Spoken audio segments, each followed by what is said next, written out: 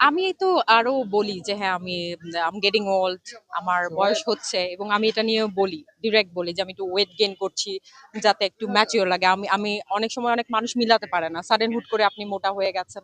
তো আমি ইচ্ছা করে চাই একটু ম্যাচিওর লুকিং আমার নিজেকে দেখাতে। তো আমার কাছে এটা ভালো লাগে। প্রত্যেকটা বয়সের না একটা মজা আছে। হ্যাঁ, সো 16 বছরে একরকম, 26 বছরে একরকম, হয়তো 36 বছর যখন আমার হয়ে যাবে তখন একরকম। সো এই প্রত্যেকটা বয়সে একটা মজা আছে।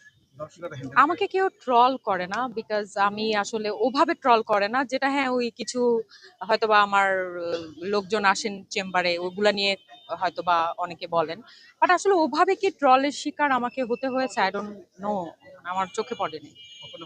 আচ্ছা, ফিলার তো করা যেতে পারে, এখন সবাই করে। আমি আমি তো এগুলো নিয়ে প্রচুর বলি, ফিলার করতেই পারেন আপনি। ফিলার করতে পারেন, বোটক্স করতে পারেন, অবশ্যই সেটা আপনার প্রয়োজন হলে তাহলে করবেন, না হলে তো করার দরকার নেই। আপনি রিশেপ করতে পারেন, আপনি ফ্যাট, অনেক সময় দেখা যায় যে আমাদের এখন খাবার দাবার আমরা যেহেতু ফাস্ট ফুড খাই, তো অনেক মোটা হয়ে যাই। আমিও মোটা হয়ে গেছি, এখন আবার মানুষজন একটু বুলি করে যে আপনি হুট করে মোটা হয়ে গেছেন।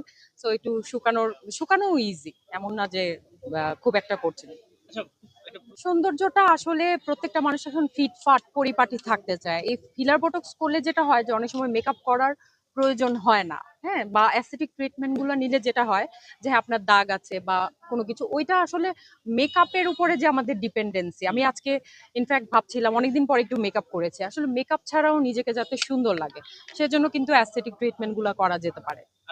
হ্যাঁ, এটা হতে পারে, ফুলে যেতে পারে। ফিলারের যেহেতু ওয়াটার রিটেনশন ক্যাপাসিটি আছে, মানে ফিলার মাঝে মাঝে ফুলে যায়, এটা হতে পারে। এটা যেমন উর্ফি জাবেদের একটা ভিডিও ভাইরাল হয়েছিল, তো ওখানে দেখা যাচ্ছে যে অনেক বড়, তো আসলে ও ফিলারটা ডিজলভ, মানে ফিলারটাকে ডিজলভ করেছিল, এই জন্য ওর ঠোঁটটা বড় হয়েছে। কিন্তু তো নায়িকা এটা নিপুণের তো পুরো ১২টা বেজে গিয়েছিল। ওইটা আমি জানি না, উনি আমার কাছ থেকে করাননি।